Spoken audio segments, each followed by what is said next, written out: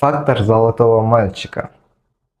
44-летний Куандык Бишимбаев относится к политической элите назарбаевской эпохи. Он стипендиант программы «Болашак», запущенной в 90-е годы, тогда еще президентом Нурсултаном Назарбаевым для обучения подающих надежды молодежи в ведущих мировых вузах.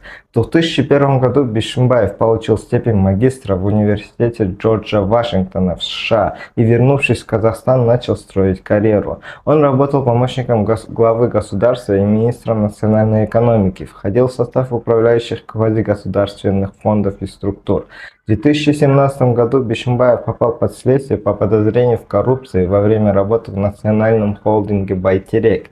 По версии следствия, Бишимбаев, будучи главой холдинга, организовал схему похищения миллиарда тенге и получал взятки от строительных компаний. В 2018 году суд назначил ему 10 лет в колонии строгого